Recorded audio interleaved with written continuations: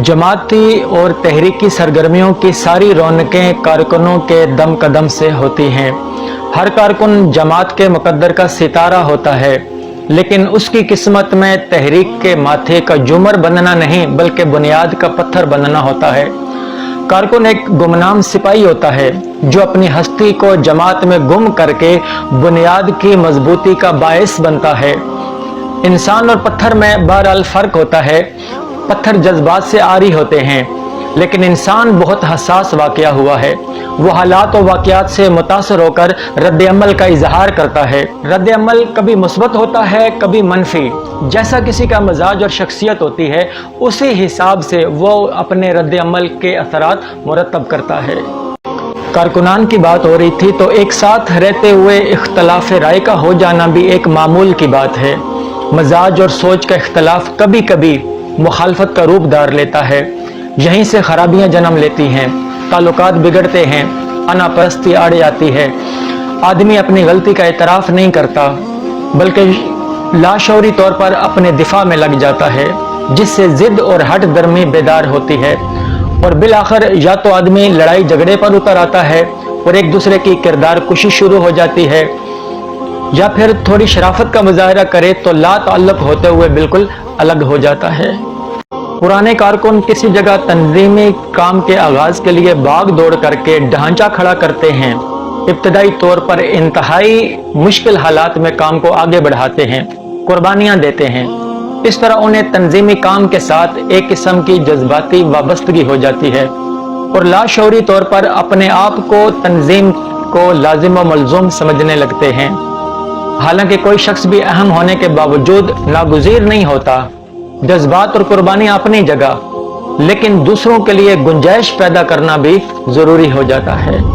किसी भी तंजीम में नए लोग शामिल होना एक कुदरती अमल होता है।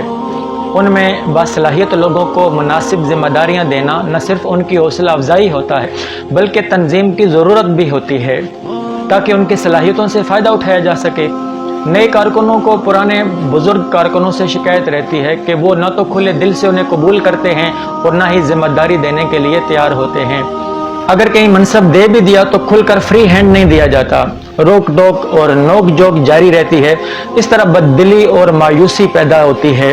नए कारकुन फिर फरार की राह तलाश करते हैं या तसादुम की सूरत सामने आ जाती है, फिर गिरोहबंदी होती है और बिल आखिर तंजीमी ढांचे और नज़्म व ज़ब्त का शिराजा बिखर जाता है।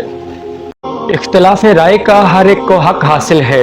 इसका वजूद उसी एतबार से रहमत है कि इर्तिका का सिलसिला जारी रहता है। खूब से खूब कर की तलाश की हौसला अफजाई होती है। किसी पॉलिसी या हिकमत अमली के फवाइद और नुकसानात निखर कर सामने आ जाते हैं। इस तरह किसी सही फैसले पर पहुंचना आसान हो जाता है। जो शख्स दूसरों पर आमरियत या मनमानी की कार्रवाई का इल्ज़ाम लगाता है, वो इस बात का ख्वाहिशमंद होता है कि सिर्फ उसकी बात मानी जाए या उसकी बात को अहमियत दी जाए। दरअसल वो अपने तर्ज अमल से खुद आमराना तर्ज अमल का मुजाहिरा कर रहा होता है। लिहाजा अपना मुहासबा खुद भी करते रहना चाहिए। इख्तलाफात अफहाम व तफहीम, एसार व दरगुजर और विद गिव एंड टेक की पॉलिसी अपनाने से हल होते हैं। हर कोई अपनी बात पर अड़ा रहे तो झगड़े तूल पकड़ते हैं।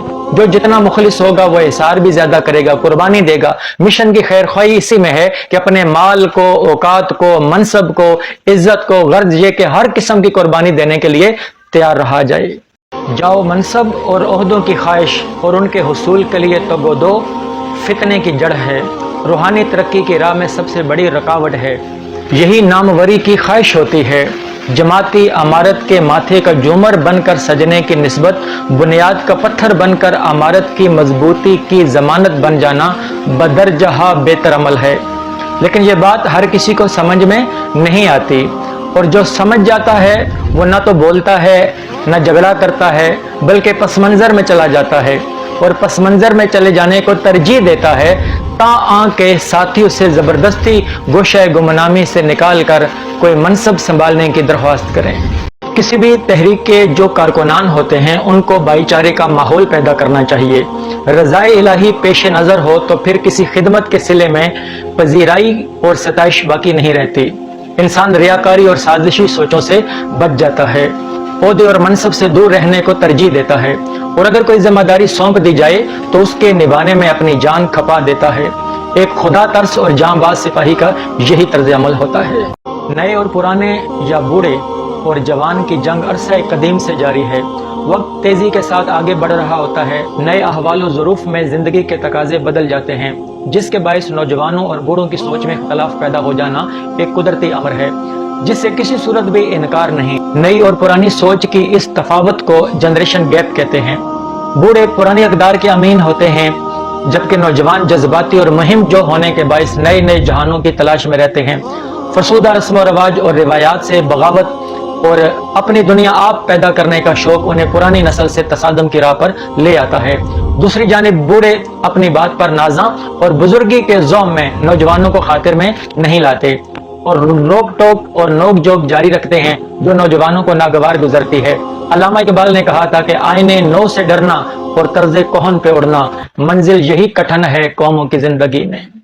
एक दूसरे के नुक्ते नज़र को समझने की कोशिश में बाज़ औक़ात अपनी राय, अपना मौक़िफ़, इसकी कुर्बानी देनी चाहिए, एसार करना चाहिए, अफ़हाम व तफ़हीम से काम लेना चाहिए, दूसरों को गुंजाइश देनी चाहिए, एकोमोडेट करना चाहिए। आपका एकोमोडेटिंग एटीट्यूड बहुत से मसाइल का हल है।